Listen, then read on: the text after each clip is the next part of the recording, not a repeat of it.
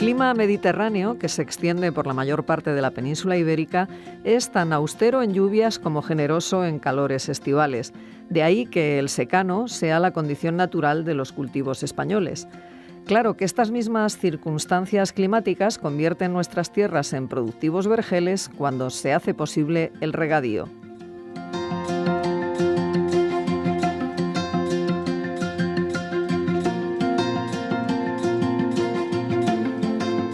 Para hablarnos del regadío en nuestro país se encuentran con nosotros los profesores del Departamento de Geografía, David Cocero y Julio López Avalillo. Hola, ¿qué tal? Bienvenidos a Sin Distancias. Buenos días. Bueno, David, antes de hablar del regadío, me gustaría que nos dieses algunos datos sobre el secano en nuestro país, para poder apreciar mejor el contraste entre uno y otro tipo de sistema de cultivo. En primer lugar, hay que destacar que el regadío ocupa el 18,7% de la superficie labrada regable, frente al 81,7% que abarca el secano, y en él se produce más de la mitad del valor de la producción agrícola total española. O sea que la primera diferencia notable estaría en la productividad, ¿no? Efectivamente, y la segunda en la cantidad de terreno que se les dedica. El secano cubre una superficie de 10,3 millones de hectáreas, dedicándose 3/4 partes de las mismas al cultivo de herbáceos, entre los que destacan los cereales, con 6 millones de hectáreas. El olivar se aproxima a 1,9 millones, el viñedo rebasa las 800.000 y los frutales las 600.000. Los cultivos de secano dibujan el paisaje de la España interior, pues 4 de sus regiones acaparan algo más del 63% del total: Castilla-La Mancha, Castilla y León, Aragón y Extremadura, porcentaje que supera el 72% si sumamos el millón de hectáreas que reúnen las provincias andaluzas de Córdoba y Jaén, también interiores. En todo el norte atlántico, la presencia del secano se reduce a un 2,5% sobre el total. Adquiere cierta relevancia en las provincias mediterráneas, incluidas las Baleares, y casi desaparece en Canarias. Bueno, pues sabiendo ya esto, podemos pasar ya a hablar del regadío. Julio, ¿qué características tiene y cómo se distribuye el regadío? Bien, el regadío es una técnica agrícola milenaria que tiene como fin compensar la escasez o la falta de lluvia para el desarrollo de las plantas, algo muy frecuente en el ámbito subtropical donde se ubica buena parte de nuestro territorio. Pero la importancia del regadío no está tanto en la cuantía de agua disponible como en las horas de sol y en la ausencia de heladas, de manera que se aprovechen al máximo las condiciones térmicas favorables de nuestro entorno mediterráneo. Ahí está la metáfora de que el agua es oro en Levante y el sureste, plata en el Valle del Ebro y cobre en el interior castellano. O sea que va degradándose su valor según lo hacen las condiciones climáticas. Por otra parte, los sistemas de riego han evolucionado desde los tradicionales por inundación a manta y filtración guiada por surcos a los más modernos por aspersión y por goteo. Y en las plantaciones más avanzadas se utiliza la informática incluso para la distribución del agua y la aplicación de fertilizantes y fitosanitarios. A pesar de estos avances, aún se riega por gravedad más del 40% de las tierras. El 28% lo es por el sistema de localización, goteo, microaspersión, exudación, etc. Otro 28% por aspersión y por otros métodos el 1,5% restante. A lo largo del siglo XX, los 1,2 millones de hectáreas regables que había en el año 1900 casi se han triplicado debido a la construcción de más de 1.000 presas actualmente existentes y a la elevación de agua subterránea, cuyos caudales riegan el 68% y el 29% de la superficie respectivamente. Pero no toda la superficie se rentabiliza con la misma intensidad, de ahí que distingamos entre regadío extensivo y el regadío intensivo. David, ¿podrías explicarnos en qué consiste el regadío extensivo? El regadío extensivo trata de compensar mediante riego la falta de lluvia en la época decisiva para la fructificación de las plantas, que suele ser durante la primavera o comienzos del verano.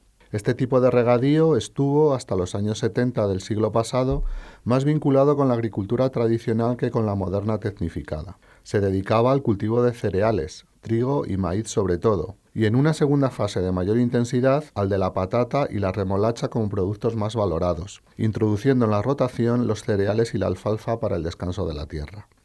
Este sistema, propio de la España interior, utilizaba el riego a manta por gravedad, cuya eficacia se ha calculado en las mejores circunstancias que es del 60%, debido a pérdidas de agua por canalizaciones defectuosas, irrigación excesiva, abundancia de malas hierbas y evaporación superficial.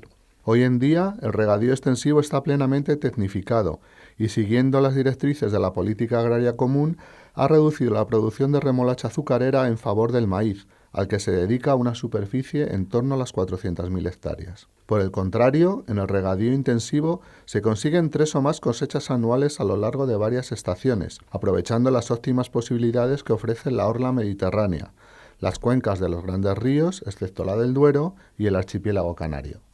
Julio, pues háblanos tú ahora del regadío intensivo, cómo se distribuye y qué le caracteriza.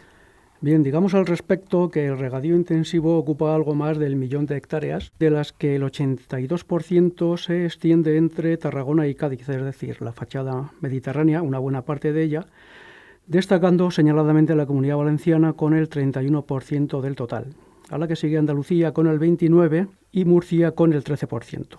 Los productos que cubren la mayor parte de esta superficie son los cítricos, los cultivos hortícolas, frutales, uvas de mesa y flores, entre otros.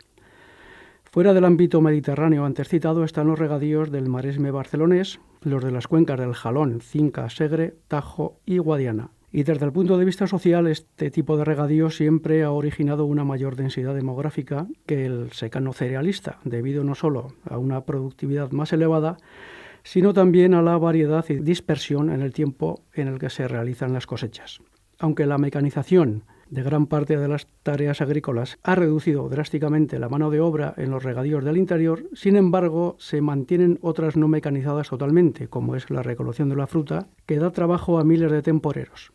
Pero sobre todo son las industrias que manipulan y conservan los productos agrarios las que más han colaborado en la fijación e incluso en el leve incremento de estas poblaciones del interior peninsular. ¿Y qué me podéis decir del paisaje agrario? Sin duda la tecnificación del regadío y los nuevos cultivos lo han ido modificando, ¿no, David? En efecto, las nuevas plantaciones y técnicas incorporadas al terrazo mediterráneo han modificado sustancialmente no solo el paisaje, sino también la estructura de la explotación y del poblamiento tradicional. Las transformaciones del paisaje han sido profundas porque la expansión de los cítricos, las hortalizas, los frutales de hueso de clima templado y los frutales tropicales ha reducido la presencia cerealista al 7% de la superficie agraria utilizada en la Comunidad Valenciana, por ejemplo, cuando la media española está en casi en un 27%, y porque un mar de plástico cubre ya miles de hectáreas, cuya rentabilidad es tan indiscutible como lamentable su estética medioambiental. En cuanto a la estructura de la explotación, son frecuentes las explotaciones más modernas, de 100 y hasta 200 hectáreas, considerándose como algo a desaparecer las pequeñas huertas tradicionales y de cultivo artesanal. La expansión urbana ha ido succionando las vegas del extrarradio de las ciudades, a la vez que se ampliaba la superficie regable con la roturación de amplias y soleadas laderas. Por último, la espesa red de infraestructuras de todo tipo, de electricidad, las carreteras, de agua potable o de alcantarillado, ha favorecido la proliferación de un poblamiento disperso junto a las propias explotaciones. Julio, ¿y por regiones cómo se distribuye el regadío?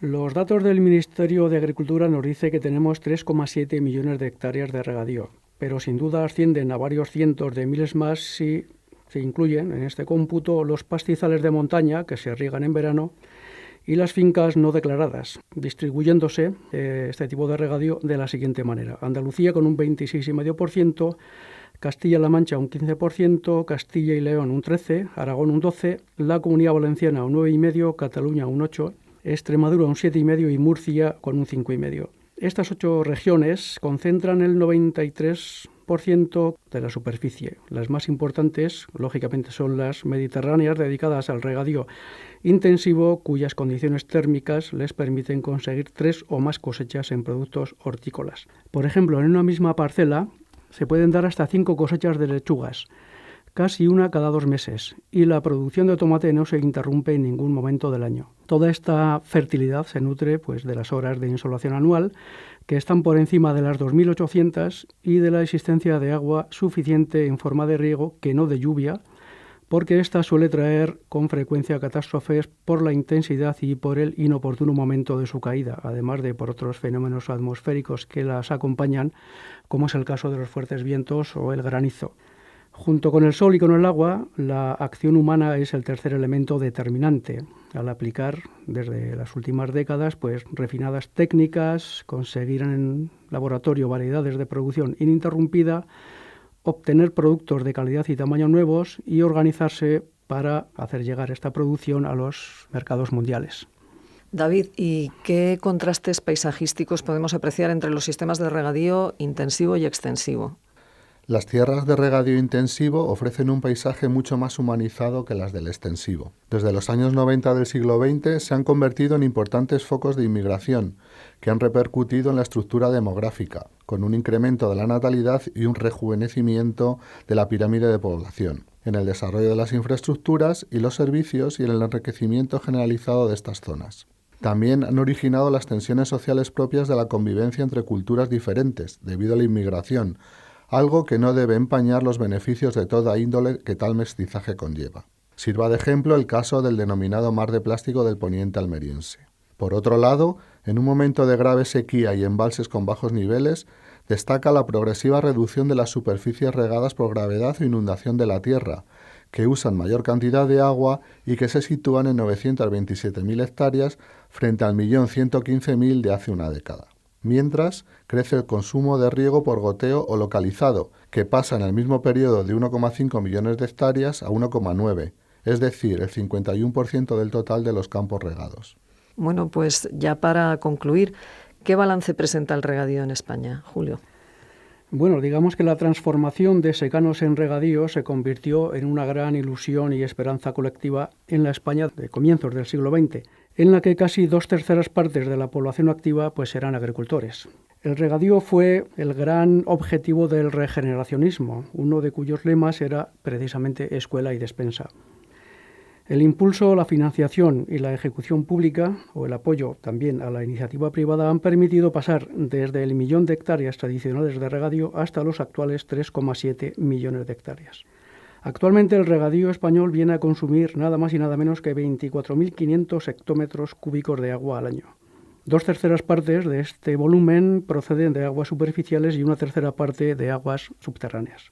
Son muy escasos todavía los recursos no convencionales, como es el caso de las aguas residuales tratadas o regeneradas o las aguas desaladas. Además, hay que considerar que la presión del regadío sobre los recursos hídricos es excesiva en gran parte de la España central y mediterránea, razón por la cual el Ministerio de Agricultura ha exigido limitar rígidamente la implantación de nuevos regadíos y utilizar menos agua, mejorando, eso sí, la eficiencia de las infraestructuras y de los sistemas de riego. Además, hay que economizar agua para cumplir los objetivos ambientales de la Directiva Marco del Agua y, a su vez, para disminuir los actuales efectos de las sequías en la disponibilidad de agua. Al estar prácticamente al límite los recursos superficiales regulados, han aumentado los regadíos con aguas subterráneas. Estos, en general, se dedican a cultivos más intensivos que los que utilizan aguas superficiales, siendo más eficientes en el uso del agua y más productivos. Las causas pueden deberse a varios factores: al predominio de la iniciativa privada en su captación y transformación en regadío,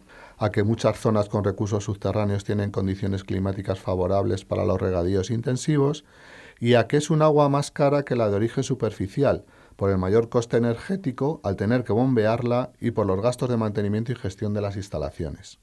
Además, la apertura a los mercados europeos y los efectos de la globalización han acelerado la especialización productiva española en aquellos cultivos en los que teníamos más ventajas comparativas, en las hortalizas, los frutales y cítricos, el olivar y la viña.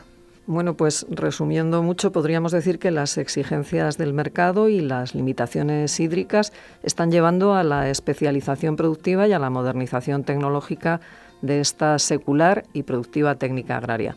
David Cocero y Julio López Davalillo, profesores de Geografía en la UNED, muchísimas gracias por acompañarnos hoy en Sin Distancias para explicarnos cuál es la situación actual del regadío en España.